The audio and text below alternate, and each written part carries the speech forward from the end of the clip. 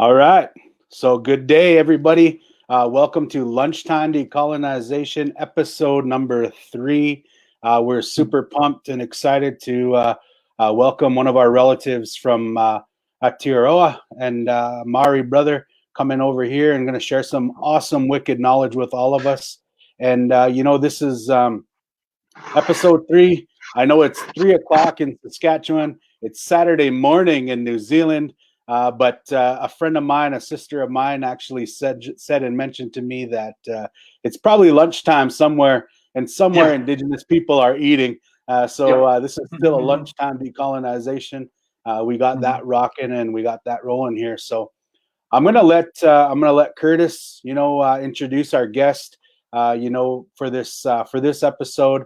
And we want to get right into some of these questions and some of these topics because we have a very interesting this episode is. I've been excited for it all week. So, Curtis, you want to introduce our friend?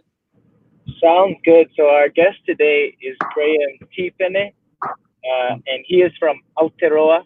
And so I'll kind of read his bio that we had for him. Graham is the founder and owner of Wheke Moko Design Studio. The slogan being decolonize your mind, decolonize your moko or your ink.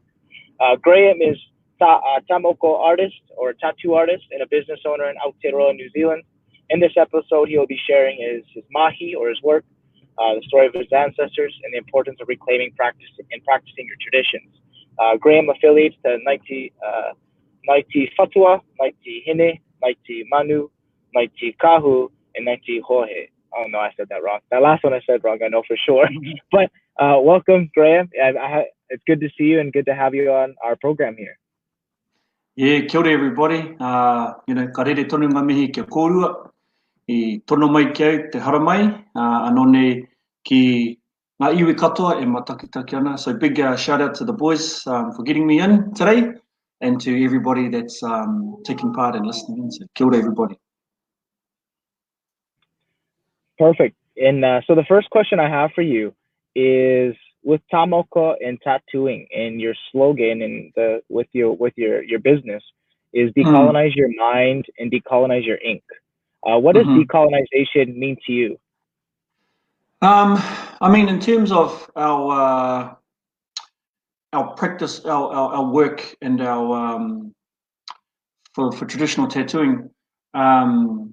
A lot of the, in the early years of us reclaiming this art form, a lot of people were just going out and getting a piece done, and it was really more about look at my ink, look at my skin, I'm a Māori. And then a few generations later, people are trying to understand the actual true meaning of taking on this art form and what it would look like and what it would feel like, what it would look like. How do we do it so that we pay homage and give honor to our ancestors who have passed on. And then also look at the intricacies of the reason we do the work, wear the work, and promote the work. And how do we do that in a way that gives mana and gives respect to our ancestors who have passed. And so that's sort of where we're going. And the decolonizing part is instead of looking at the surface level, you want to explore the depths of knowledge rather than I have a piece of ink and I look cool. What does the ink mean? Where does it come from? What are the designs? All of this stuff. So and actually having the courage to do the hard yards, not just turning up to the studio, getting your ink and then walking out. The process is just as important as the actual taking on of the ink. So yeah, that's part of it, if that makes sense.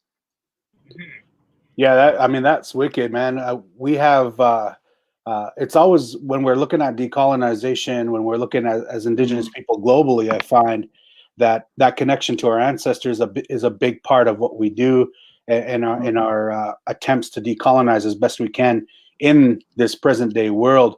And that's wicked. I mean, when you're talking, about the depths of what it actually means and what you're representing, we have similar things happening here within our territories, because we have our nationhood dances, and with those come designs specific to families, come designs specific to who we are as Indigenous people.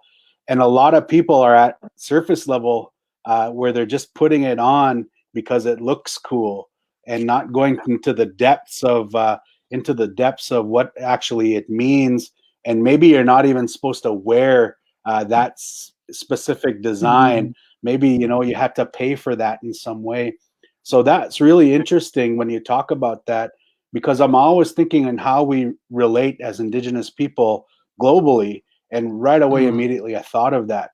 So, and it's good. I mean, when you see people putting on regalia and putting on those designs, you get happy because they're actually doing an Indigenous act, you know. But after doing the act of it, then we look at, you know, the depths of what that actually means, and further on, and maybe go into our history. So do you want to talk about just kind of what that means, like the depth of it?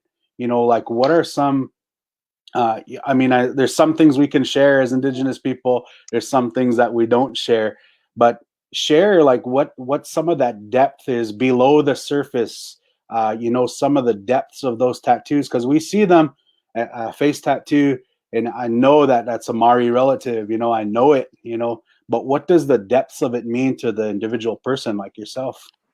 Yeah, I mean, it's really the depth of knowledge comes from understanding that everything we do in this particular work has a connection to everything else in our Māori world.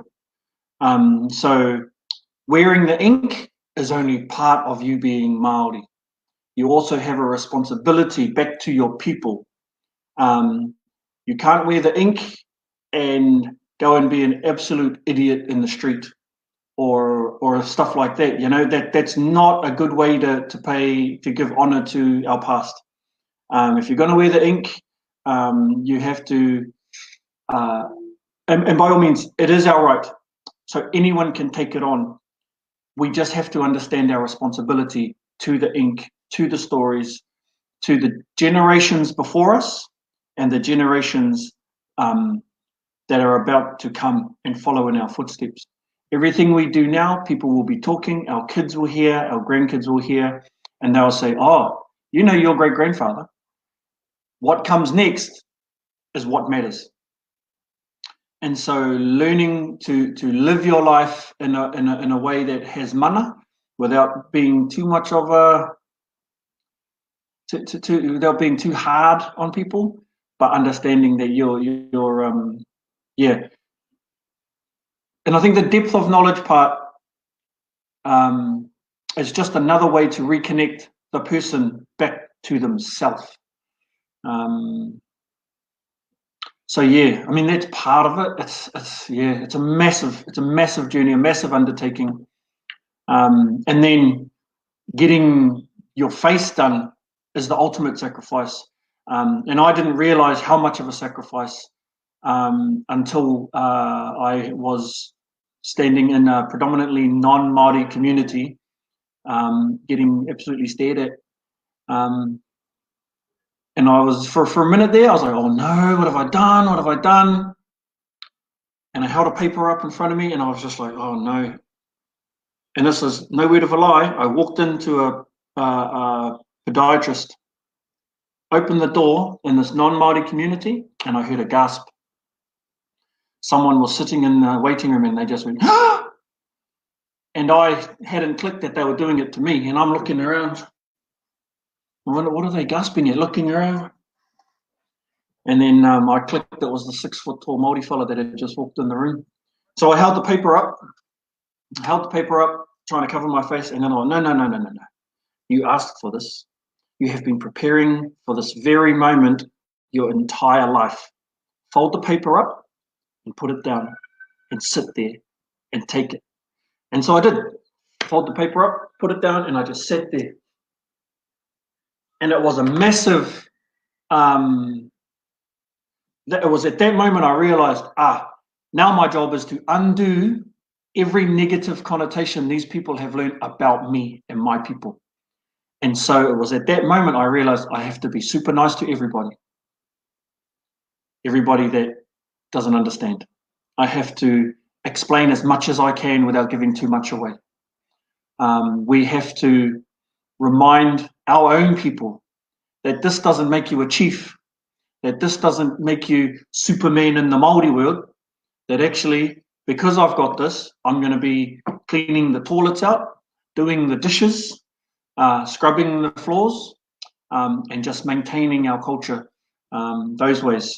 So yeah, I think the decolonizing is the, you know, only chiefs do that, or only noble people do that. It's like, no, we all have the right. It's just understanding our responsibility to the ink, to the design. So yeah, I mean that was a roundabout way to answer the question, but yeah, the decolonizing thing is yeah. And you know, like even just the process of coming into the studio, depending on the person, I will usually have a hot drink, cup of tea, you know, we'll eat something first, break bread, get to know the person, then we will sit down and talk work. But yeah, not much work gets done until we know each other. And so yeah, I mean, Curtis ended up living with us in the community for a few days, so that was pretty awesome. He got kidnapped. Yeah, I can relate to that.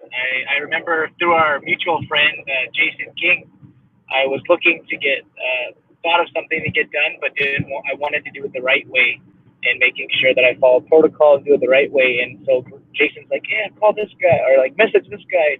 He's done work for me. And so I messaged Graham, and Graham's like, yeah, think about it. Come to the Baroi. You can spend the weekend with us. And then sure enough, I was able to sleep in the Baroi there and really break bread, get to know, hear some of the stories, learn about it first. And then like a week later, literally before I left back home, it just worked out, and it was kind of meant to be. And I really appreciated not only that opportunity to learn it and do it the right way, but then to see how Graham did that with his business, and how that not just his business but his way of life. And so I think that was super powerful. Graham, in your community, Bastion Point or Wheke, there's a lot of history there, and a lot of people in North America might not know much about that. Would you be able to talk to us about Bastion Point and reclaiming the land that took place? Yes, so our Ngāti Whātua were, we laid claim to most of Auckland. By the 1840, when our treaty was signed, we had not much left. There was a gifting of land for the city to be built by our ancestor. That land was gifted. There was an exchange of money, not an extravagant amount, and within weeks, the governors of the time had turned that into a major profit, and then realised, oh, we can just carry on doing this. So you fast forward a few hundred years, and by 100 years, by the 1950s, most of our land was taken under the Public Works Act. 1951, the Queen decided she wanted to come to New Zealand. The government at the time said, we'll take her around past where our village is. And then the government said, we can't take her around there because the Māoris are in the village at the beach there. And so they sent in the council, and they torched our village. And a lot of our people died that day, burnt. That was in the 50s. And there are people in this community who still remember that day, who still remember watching people with flames walking to the houses and torching. Like, this isn't a movie. This happened. They got moved from their houses into state houses on our own land. A lot of our families, first time they had running water, electric power, an oven, and then we lived like that. My parents, my mum lived in those houses. Then in the 70s, the government of the time wanted to take our land that they used for defence purposes, and they wanted to build high-rise apartments and develop it. And that was when our Uncle Joe Hawke took his family, and they put up a tent and lived on the land and didn't move. They didn't move. And that land is straight down where our marae is. It's about 100 metres away from where I am sitting right now. And they